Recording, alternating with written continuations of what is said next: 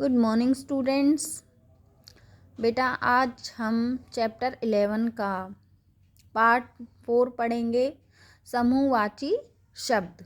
तो आज हम इनकी रीडिंग करेंगे बेटा और अच्छे से इन्हें समझेंगे कि समूहवाची शब्द आखिर क्या होते हैं। देखो पक्षियों का झुंड उड़ रहा है।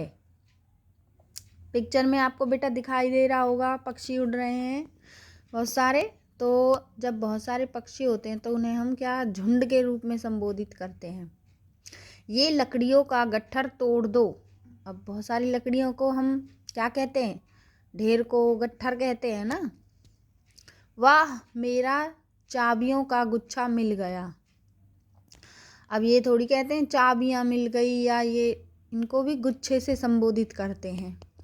हम पक्षियों के झुंड को पक्षियों का गट्ठर या पक्षियों का गुच्छा नहीं कह सकते।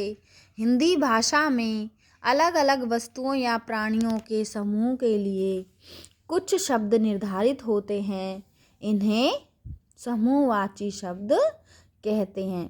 तो बेटा हिंदी भाषा में अलग अलग जो वस्तुएं हैं या प्राणी हैं, उनके समूह के लिए हमने कुछ शब्द निर्धारित किए हैं, इन्हें ही हम क्या कहते हैं, समूहवाची शब्द कहते हैं। हमें उन शब्दों का ही प्रयोग करना चाहिए, अदरवाइज हम कहें लकड़ियों के गट्ठे से लकड़ियों का ढेर कहें तो गलत हो जाएगा। चाबियों के गुच्छे से चाबियों का ढेर कहें तो भी गलत होगा, ठीक है। और पक्षियों के झुंड से अगर हम पक्षियों की भीड़ कहें तो भी गलत होगा। तो किसी समूह के लिए प्रयुक्त विशेष शब्द समूहवाची शब्द कहलाते हैं। अब देखिए बेटा कुछ समूहवाची शब्द हैं, आपको इनसे पता चल जाएगा। जैसे अंगूरों का गुच्छा, कपड़ों का गट्ठर, जूतों का जोड़ा, डाकुओं का गिरोह, लोगों की भीड़, यात्रियों का जत्था, हाथियों का झुंड, अनाज का ढेर, साधुओं की मंडली। जब बहुत सारे साधु इकट्ठे होकर जाते हैं कहीं तो उन्हें मंडली कहते हैं। रेत का ढेर, पक्षियों का झुंड, फूलों का गुलदस्ता। अब इकट्ठे होते हैं, फूलों का ढेर थोड़ी कहते हैं, उन्हें किसी उसमें लगा देते हैं तो फूलों का क्या बन जाता है, गुलदस्ता। हमने जाना समान अर्थ वाले शब्दों को पर्यायवाची या समानार्थी शब्द कहते हैं। एक दूसरे का उल्टा अर्थ देने वाले शब्दों को विलोम शब्द कहते हैं बेटा सेकंड पार्ट में। और वाक्यांश के लिए एक शब्द का प्रयोग भाषा को प्रभावशाली बनाता है पार्ट 3 में। और आज हमने पढ़ा है वस्तुओं या प्राणियों के समूह के लिए प्रचलित शब्दों को समूहवाची शब्द कहते हैं। तो हमारे चारों पार्ट्स आज कंप्लीट हो चुके हैं बेटा, आपका ये चैप्टर कंप्लीट हो चुका है। आप अच्छे से इस चैप्टर की एक बार फिर से रीडिंग करेंगे और समझेंगे।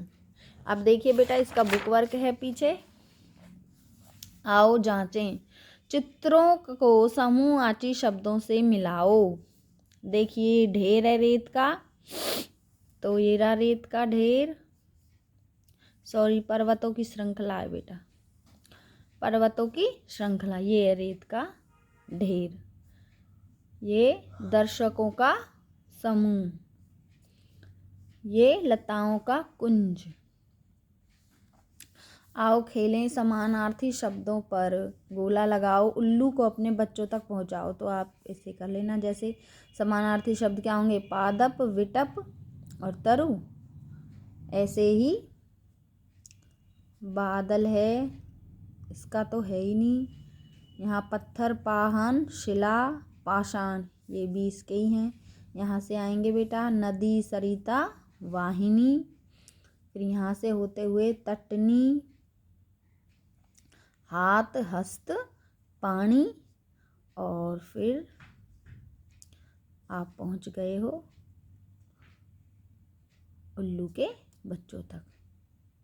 ठीक है, करिए ये पहेली सुलझाइए और ये चैप्टर आप दोबारा से रीड करिए, अच्छे से समझिए।